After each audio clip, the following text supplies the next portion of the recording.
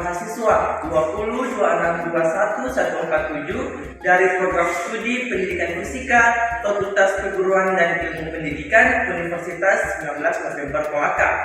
Baiklah, adapun tujuan dalam pembuatan video kali ini yaitu tugas akhir mata kuliah praktikum gelombang dan optik dengan dosen pengampu Ibu Rida Sartianasari SPD MSc. Baiklah, di dalam video kali ini akan menjelaskan terkait praktikum gelombang dan optik. Jadi di video ini ada dua praktikum, yaitu praktikum pertama terkait gelombang dan praktikum kedua terkait optik.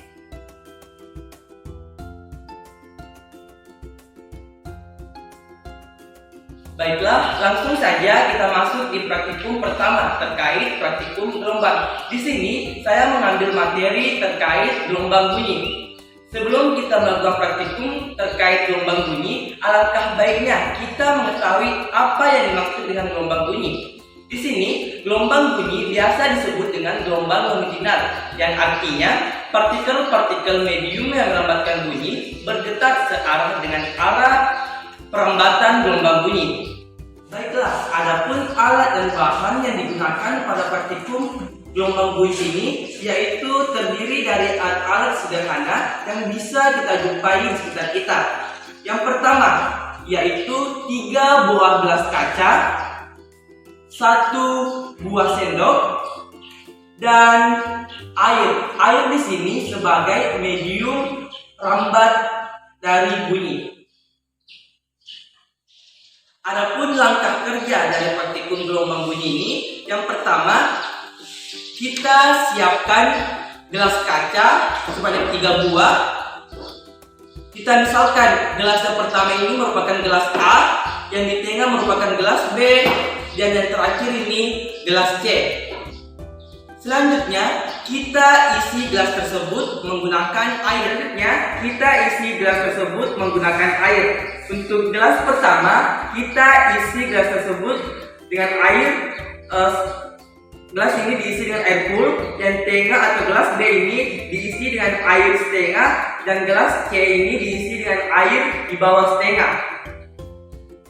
Langsung saja kita isi untuk gelas pertama atau gelas A. Selanjutnya kita isi gelas B dengan air yang setengah begini, dan selanjutnya kita isi gelas C dengan air juga sebanyak, kita lihat. Nah, bisa kita lihat perbandingan air pada masing-masing gelas. Untuk gelas A airnya sebanyak ini atau bisa dibilang airnya full, dan yang gelas B ini setengah dari gelas, dan gelas C itu di bawah setengah.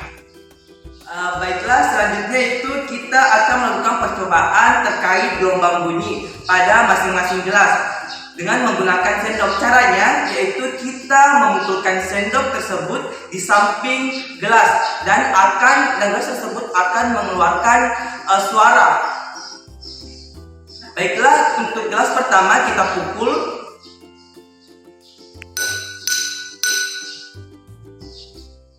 Gelas kedua kita juga pukul, dan gelas ketiga kita pukul juga menggunakan sendok.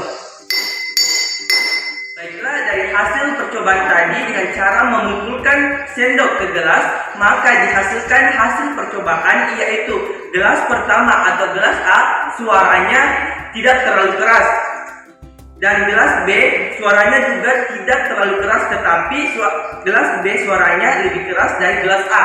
Tetapi untuk gelas C suaranya lebih nyaring atau lebih keras dari gelas B dan gelas A.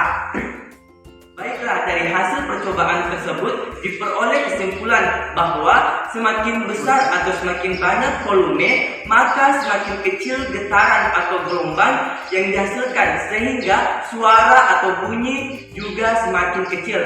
Sebaliknya, jika semakin kecil atau semakin sedikit volume, maka semakin besar getaran atau gelombang yang dihasilkan, sehingga suaranya juga menjadi besar.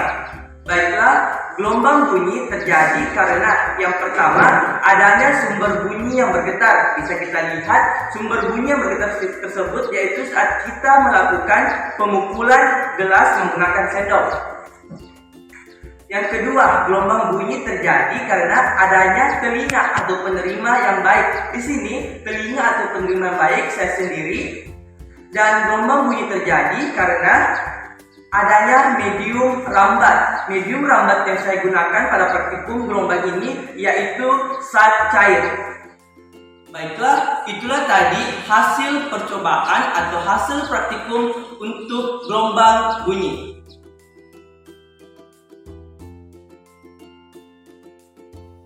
Baiklah, untuk praktikum kedua terkait optika. Di sini saya mengambil materi terkait optika geometri pemantulan dan optika geometri pembiasan. Baiklah, kita masuk pada percobaan terkait optika geometri pemantulan. Adapun alat dan bahan yang digunakan pada percobaan pemantulan cahaya, yang pertama yaitu senter sebagai sumber cahaya. Yang kedua, cermin datar yang digunakan sebagai medium atau tempat pemantulan cahaya. Yang selanjutnya itu penggaris digunakan untuk mengukur kardus dan gunting untuk menggunting kardus. Selanjutnya alat dan bahan yang terakhir yaitu kardus. Kardus di sini digunakan sebagai background atau latar dari pemantulan cahaya tersebut.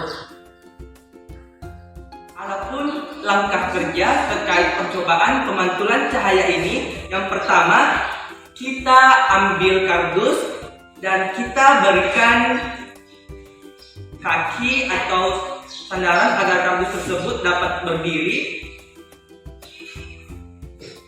seperti ini. Selanjutnya kita geser semua bahan yang kita gunakan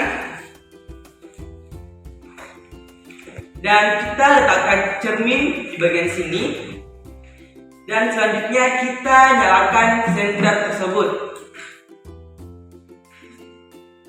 Nah, bisa kita lihat pemantulan cahaya yang terjadi pada cermin tersebut.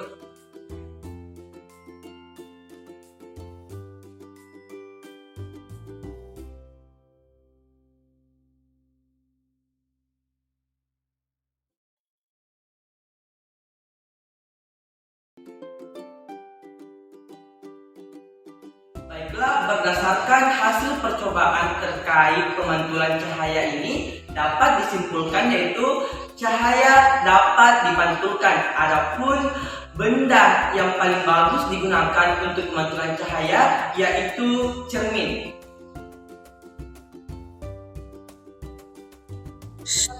Baiklah, adapun percobaan kedua terkait optika ini yaitu materi optika geometri pembiasan. Adapun alat-alat dan bahan yang digunakan pada percobaan kedua ini yaitu gelas kaca, pulpen, dan air. Adapun langkah kerja terkait percobaan optika pembiasan ini yaitu pertama, kita tuang air ini atau kita masukkan air ke dalam gelas sampai full. Selanjutnya kita masukkan pulpen ini ke dalam gelas yang telah berisi air.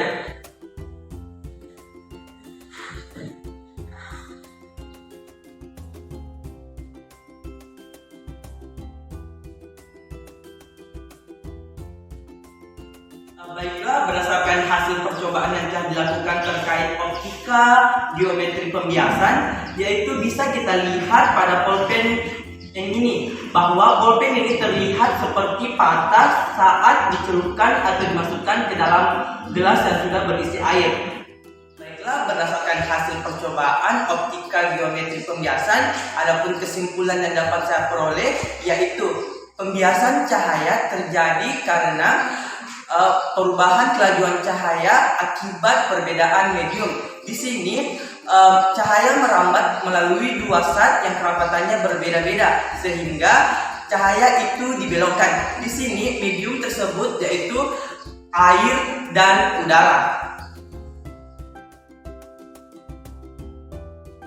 Baiklah, percobaan selanjutnya atau percobaan ketiga terkait optika yaitu terkait sifat cahaya yang dapat merambat lurus. Di sini kita akan melakukan percobaan untuk membuktikan bahwa cahaya itu dapat merambat. Adapun alat dan bahan yang digunakan untuk membuktikan sifat cahaya yang dapat merambat lurus, yang pertama yaitu senter sebagai sumber cahaya, kardus yang telah dipotong menjadi 5 bagian, 4 bagian yang sudah dilubangi seperti ini, dan 1 kardus yang tidak dilubangi sebagai latar atau tempat cahaya terakhir.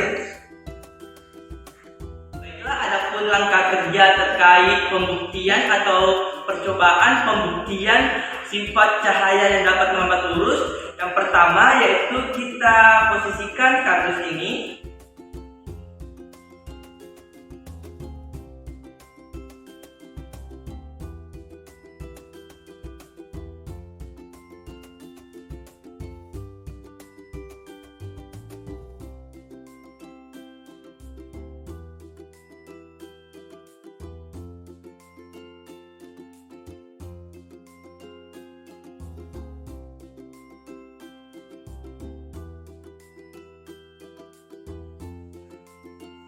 Baiklah, setelah semuanya disusun rapi, maka kita akan menyalakan senter dengan cara menembakkan cahaya senter tersebut ke dalam lubang kardus tersebut.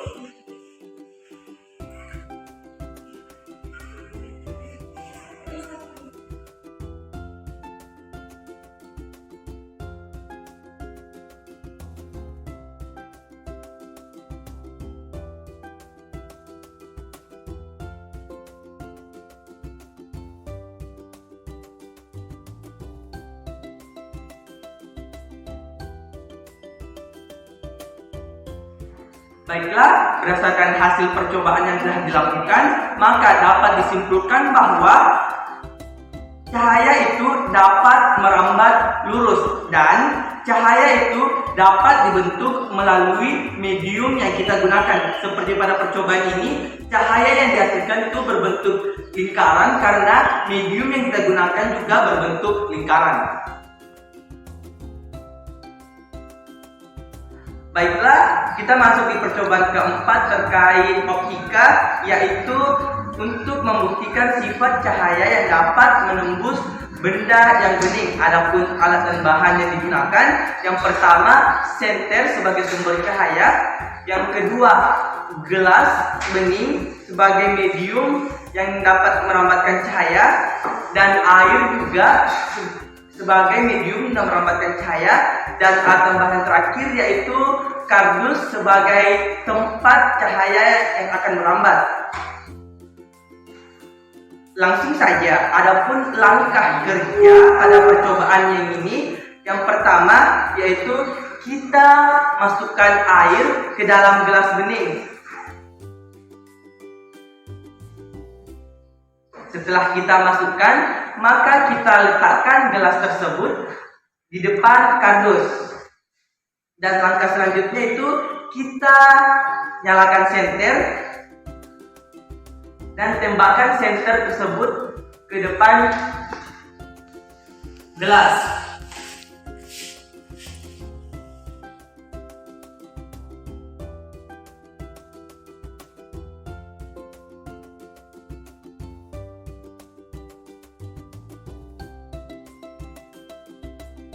Baiklah, berdasarkan hasil percobaan yang keempat, maka dapat saya tarik kesimpulan bahwa cahaya dapat merambat melalui benda bening atau medium yang bening. Hal ini karena benda bening tersebut dapat merambatkan cahaya. Sebaliknya, jika benda tersebut gelap atau tidak bening, maka cahaya tidak akan dirambatkan.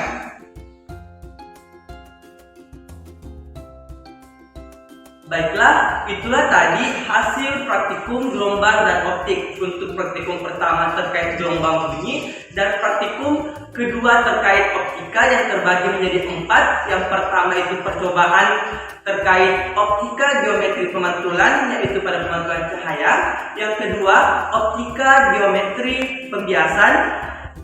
Percobaan ketiga yaitu sifat cahaya yang merambat lurus. Yang keempat yaitu sifat cahaya yang dapat merambat melalui benda bening. Kurang dan lebihnya dalam melakukan percobaan dan dalam video kali ini mohon maaf. Akhir kata, wassalamualaikum warahmatullahi wabarakatuh.